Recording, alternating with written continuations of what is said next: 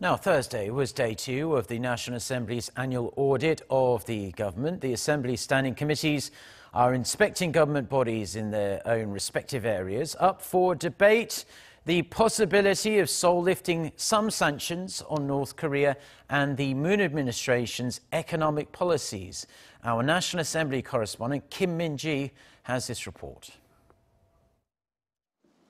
The idea of the South Korean government lifting its sanctions on North Korea stirred controversy during the audit of the Unification Ministry on Thursday, with rival parties expounding very different views. The ruling party said the sanctions do need to be eased in light of the recent reconciliatory mood, and that the government needs to step up efforts to persuade the international community. To boost inter-Korean relations, don't you think South Korea at least should be urging the United Nations to ease or lift sanctions so that denuclearization can be sped up? At this moment in time, we feel that it's too early for that. We will need to consider the North Korea-US summit as well as progress towards denuclearization.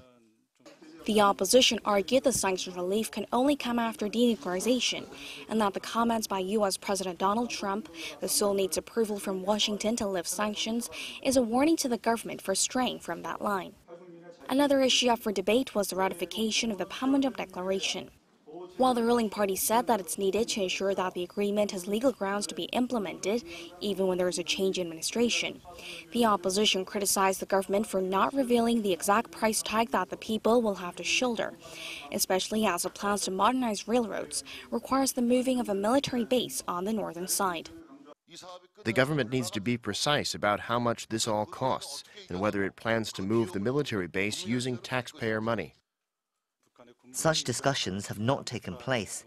We have not paid anything for the moving of a base, and even if we carry out the projects, that is something the North should take care of. On the Labour Committee, the parties argued about the government's minimum wage hike. The opposition bloc claimed that the government's policies have caused a crisis in the job market, pointing out the decline in new jobs added, while the ruling party said structural issues are to blame. A hotly contested issue at the Industry Committee was the government's drive for nuclear-free energy. The ruling party said that it's in line with the global trend, while the opposition raised concerns that it could lead to a surge in electricity costs. Kim Min-ji, Arirang News.